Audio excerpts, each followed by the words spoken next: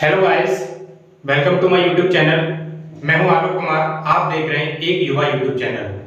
जैसा कि हम पिछली क्लास में संख्या पद्धति में ये पढ़ चुके थे कि संख्याओं के प्रकार कितने होते हैं और कौन कौन से होते हैं। आज हम बात करेंगे विभाज्यता के नियम, यानी किसी संख्या को देखकर बिना डिवाइड किए यानी बिना भाग दिए हम ये कैसे पता करें कि वह संख्या किस संख्या से पूरी पूरी विभाजित होगी, यानी उस संख्या में किस संख्या का पूरा पूरा भाग चला जाएगा। चलिए आज की क्लास शुरू करते हैं। तो सबसे पहला जो हमारा नियम है वो है 2 की विभाज्यता का नियम, यानी 2 से डिविजिबिलिटी ऑफ 2। तो चलिए देखते हैं 2 की विभाज्यता का नियम। 2 से विभाज्यता का नियम। तो जो 2 से विभाज्यता का नियम है वो ये है कि दी हुई संख्या के इकाई अंक पर 0, 2, 4, 6 या 8 इन पांचों अंकों में से अगर कोई भी अंक इकाई के अंक पर होता है तो वह संख्या 2 से पूरी पूरी विभाजित होती है। तो हम लिख सकते हैं दी हुई संख्या के इकाई अंक पर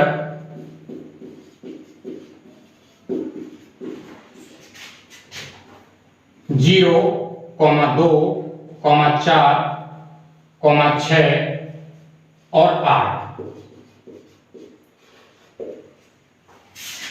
हो तो वह संख्या 2 से पूरी पूरी विभाजित होगी। जैसे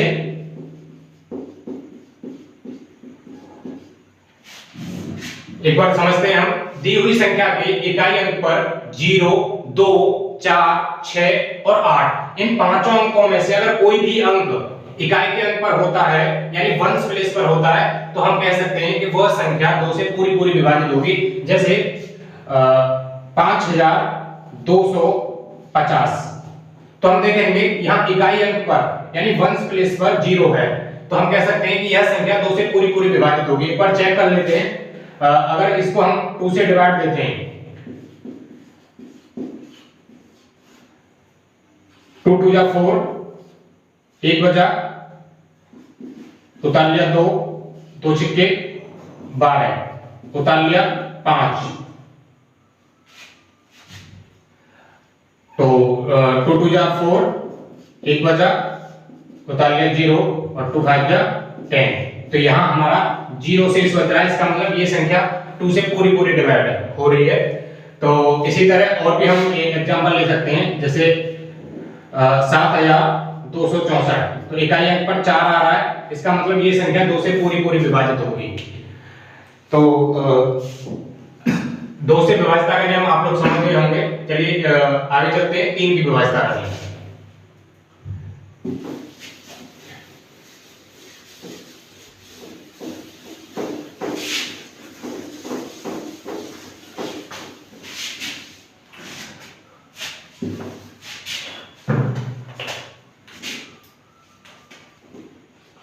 तीन से विभाज्यता का नियम।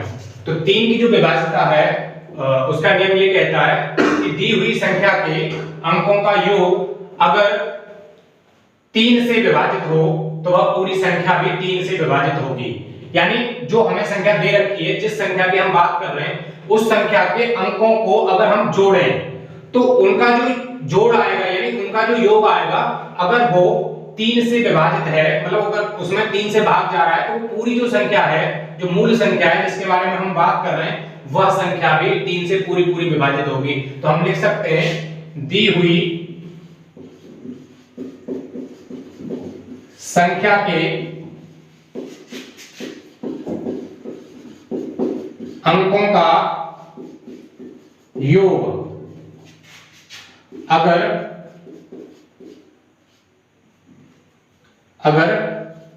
3 से विभाजित हो तो वह पूरी संख्या भी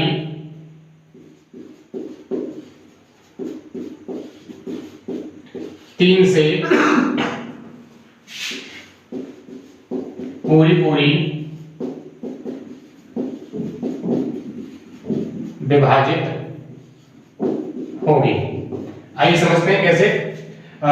जैसे मान लो हमने कोई संख्या दे रखी है 513, जैसे 513, तो हम क्या करेंगे, इसके अंकों को यानी 5 + 1 + 3 इसको ऐड करेंगे। 5 और 1 6, 6 और 3 9।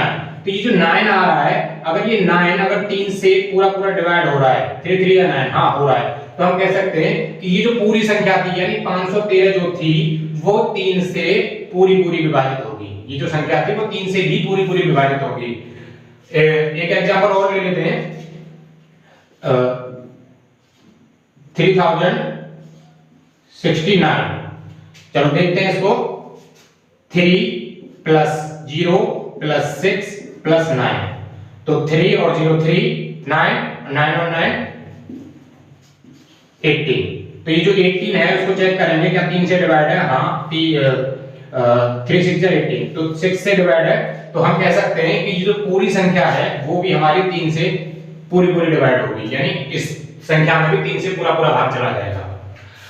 चलिए आगे चलते हैं 4 की विभाज्यता के नियम पर।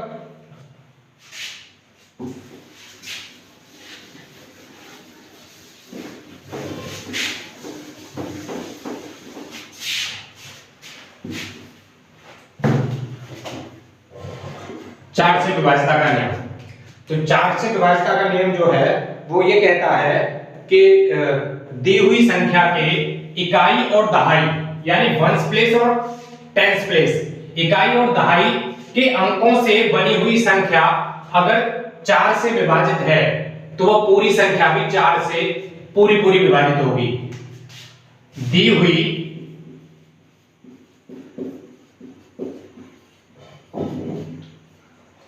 संख्या में इकाई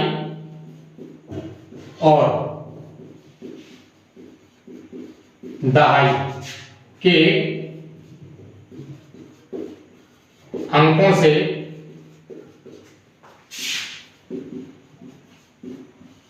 बनी हुई संख्या अगर 4 से विभाजित हो तो वह पूरी संख्या भी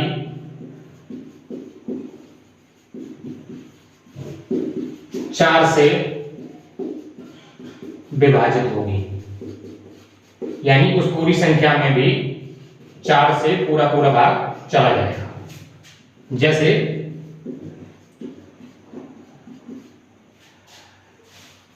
9524, तो हमने देखा ये हमारा इकाई का अंक है और ये हमारा दहाई का अंक है। इकाई और दहाई से बन रही है 24।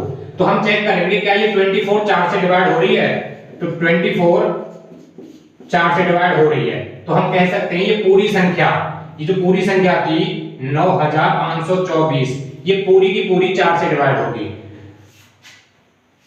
एक बार चेक कर लीजिए, अगर मान लो किसी को कंफ्यूजन हो रहा है कि ऐसे नहीं हो सकता तो एक बार चेक कर लीजिए। अगर हम इसको 4 से काटेंगे, देखो इसको 4 से काट के देखते हैं। 4 दूनी 8, 1 बचा, 4 तिया 12, 3 बचे, 4 8 32 और 4 1 4, तो ये हमारा इतने टाइम कट गया। इसका मतलब हम कह सकते हैं कि दी हुई संख्या में इकाई और दहाई के अंकों से बनी हुई संख्या अगर 4 से विभाजित है तो वह पूरी संख्या भी 4 से 100% विभाजित होगी। तो ये नियम आपके समझ में आ गया होगा। चलिए आगे बढ़ते हैं और करते हैं 5 की विभाज्यता का नियम।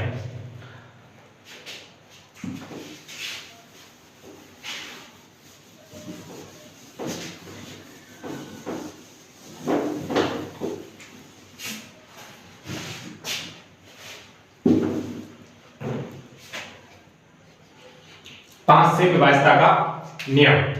तो 5 की विभाज्यता का नियम बहुत ही आसान है। 5 की विभाज्यता का नियम कहता है कि दी हुई संख्या के इकाई के अंक पर 0 या 5 में से कोई भी हो तो वह पूरी संख्या 5 से विभाजित होगी। दी हुई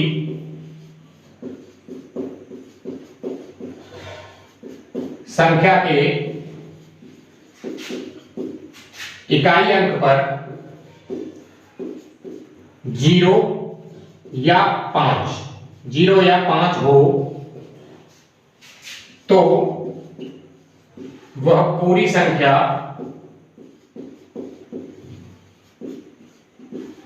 5 से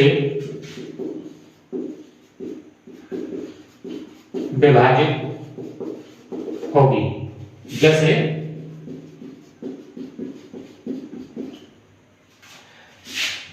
7425, तो हमने देखा इसके इकाई अंक पर क्या है 5, इसके इकाई अंक पर क्या है 5, तो ये संख्या 5 से पूरी विभाजित होगी।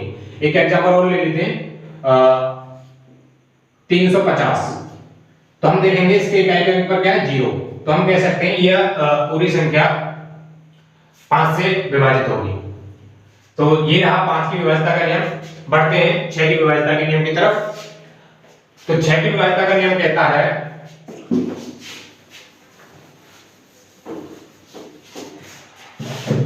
बात कर रहे थे 6 की विभाज्यता का नियम। 6 की विभाज्यता का नियम ये कहता है कि दी हुई संख्या 2 और 3 दोनों से विभाजित है, यानी एक ऐसी संख्या जो 2 से भी विभाजित हो और 3 से भी विभाजित हो तो वह पूरी संख्या 6 से भी विभाजित होगी। तो हम एक बार लिख लेते हैं दी हुई संख्या अगर 2 और 3 दोनों से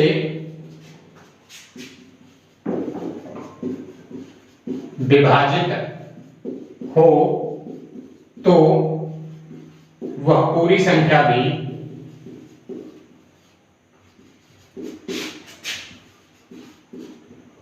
6 से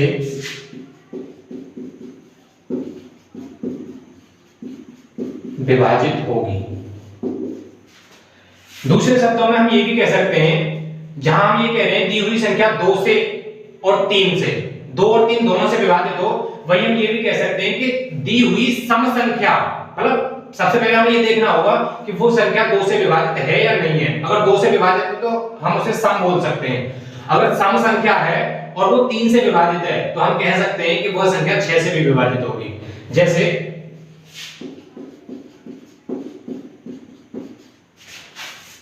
हम देख लेते हैं 1026, तो हम सबसे पहले हमारी नजर जाएगी इस संख्या पर, तो हम देखेंगे क्या ये सम है, यानी क्या ये 2 से पूरी विभाजित है। तो हम देखेंगे इकाई का अंक हमने देखा यहाँ 6, तो हमने पढ़ा था अभी थोड़ी देर पहले कि 0, 2, 4, 6, 8, अगर इनमें से कोई भी अंक इकाई के अंक पर होता है तो हम कह सकते हैं वह संख्या 2 से पूरी विभाजित होगी।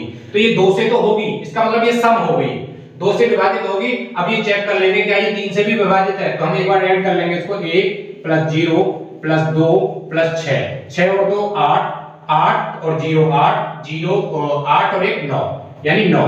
तो 9 जो है 3 से विभाजित होगी, तो हम कह सकते हैं ये पूरी संख्या 3 से भी विभाजित होगी।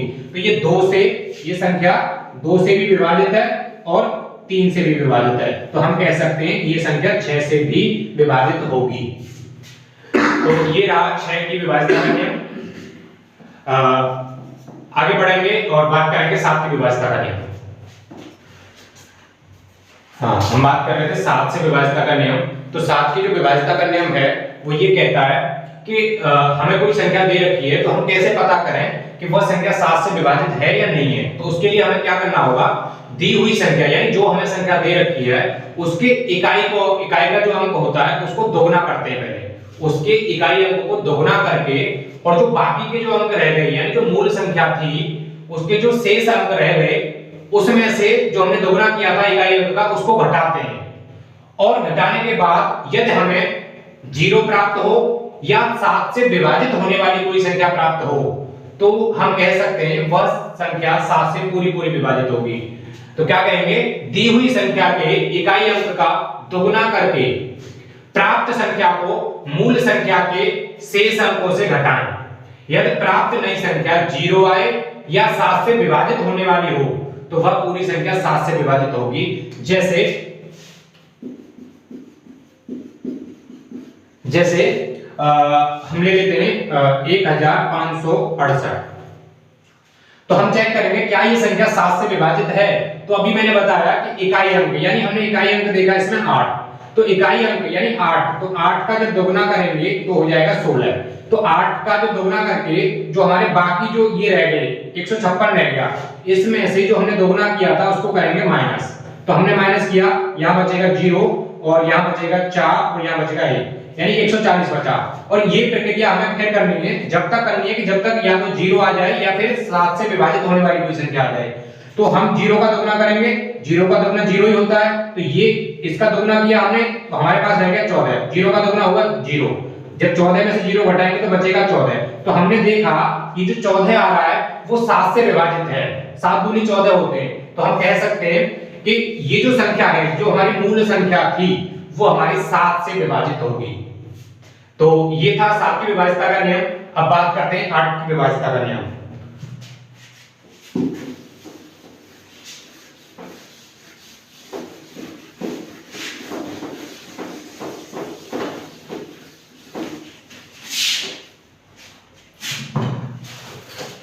आठ से विभाज्यता का नियम। तो 8 से विभाज्यता का नियम क्या कहता है कि दी हुई संख्या के इकाई, दहाई और सैकड़ा, यानी शुरू के 3 अंक इकाई, दहाई और सैकड़ा दी हुई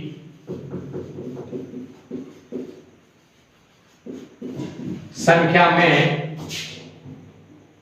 इकाई, दहाई और सैकड़ा के अंकों से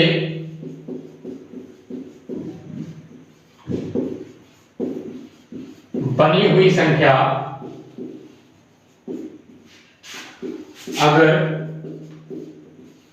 8 से विभाजित हो तो वह पूरी संख्या भी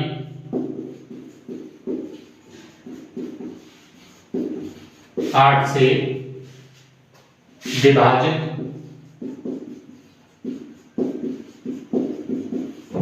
होगी। तो देखते हैं 8 से विभाज्यता का एक एग्जाम्पल, जैसे ले लेते हैं हम, जैसे 1224। तो इसको चेक करेंगे हम इकाई, दहाई और सैकड़ा, यानी 224। क्या ये 224 8 से डिवाइड हो रही है? तो इसको चेक करेंगे।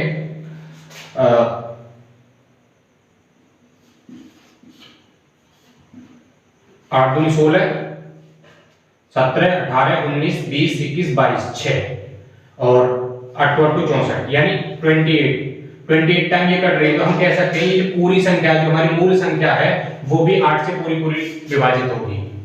तो ये था 8 की विभाज्यता का नियम। अब हम बात करेंगे 9 की विभाज्यता का नियम।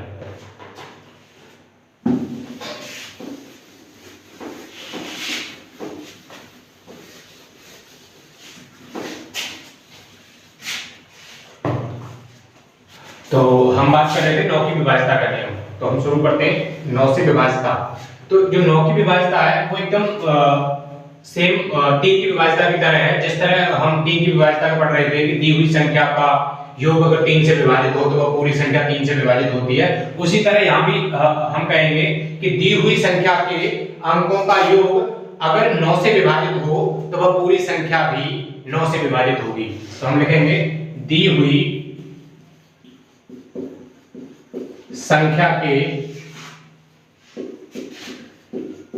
अंकों का योग अगर 9 से विभाजित हो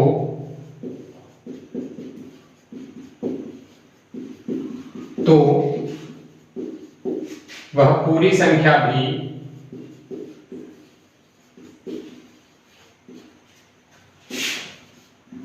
9 से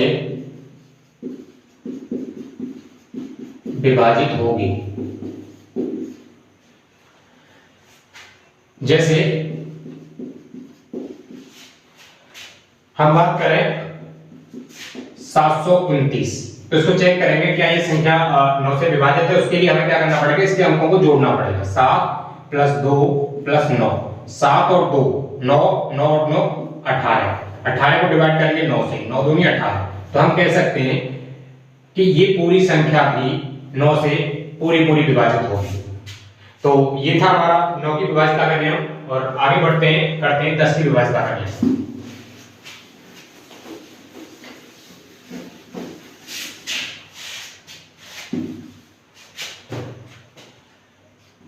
दस से विभाज्यता, 10 की विभाज्यता जो होती है वो काफी आसान है। 10 की विभाज्यता का नियम ये है कि दी हुई संख्या के इकाई अंक पर अगर शून्य यानी 0 है तो वह पूरी संख्या 10 से पूरी विभाजित होगी। तो हम कह सकते हैं दी हुई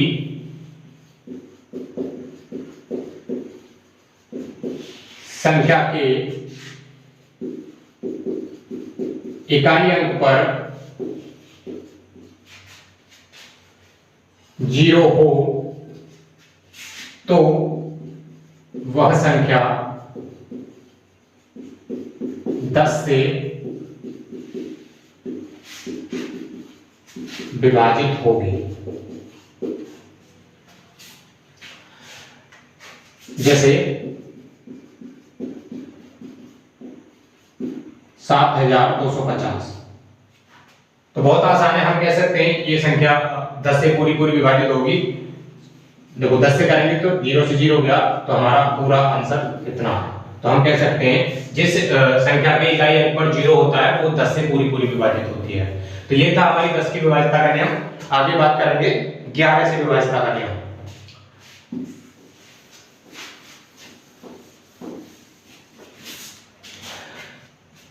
हम बात कर रहे थे 11 से विभाज्यता का नियम। तो 11 की विभाज्यता का नियम कहता है कि जो हमें संख्या दे रखी है उस संख्या को हम कैसे पता करें कि वह संख्या 11 से विभाजित है या नहीं है। तो उसके लिए हमें करना क्या पड़ता है कि इकाई अंक की तरफ से हम ये देखते हैं कि सम स्थानों के अंकों का योग, पहले हम सम स्थानों के अंकों का योग करते हैं और फिर विषम स्थानों के अंकों का योग।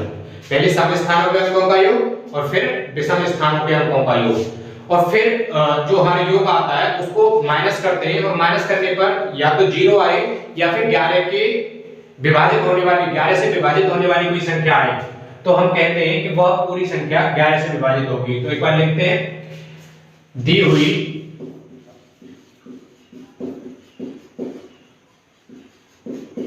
संख्या में इकाई अंक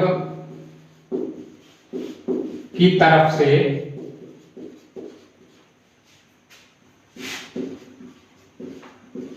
सम स्थानों के अंकों का योग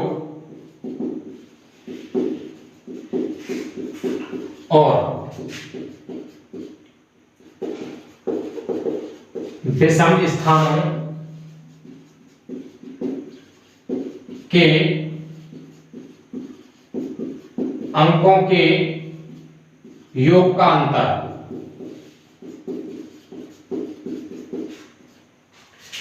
जीरो हो या 11 से विभाजित होने वाली कोई संख्या हो।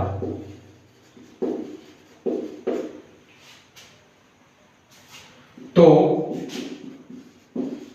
वह संख्या 11 से पूरी विभाजित होगी। जैसे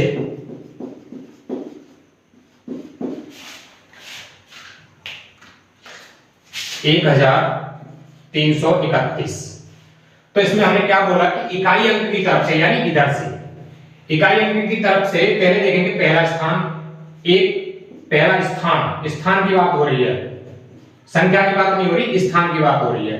पहला स्थान, और ये रहा दूसरा स्थान, और ये है तीसरा स्थान, और ये है चौथा स्थान। तो ये 2 और 4 ये हमारे सम स्थान हैं, और 1 और 3 ये हमारे विषम स्थान हैं। तो सम वाले देख लेते हैं, सम वाले हैं हमारे 3 + 1 यानी 4, और विषम वाले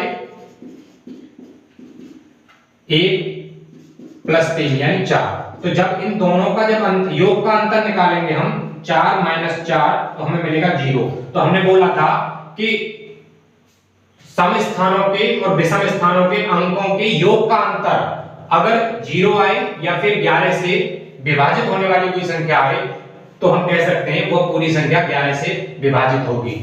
तो ये था 11 की विभाज्यता का नियम, और जितने भी हमारे विभाज्यता के नियम होते हैं और जो हमारे काम आते हैं मैथमेटिक्स में, वो हमारे सारे कंप्लीट हो गए। आगे के टॉपिक्स के लिए मिलते हैं अगली क्लास में, तब तक के लिए नमस्कार।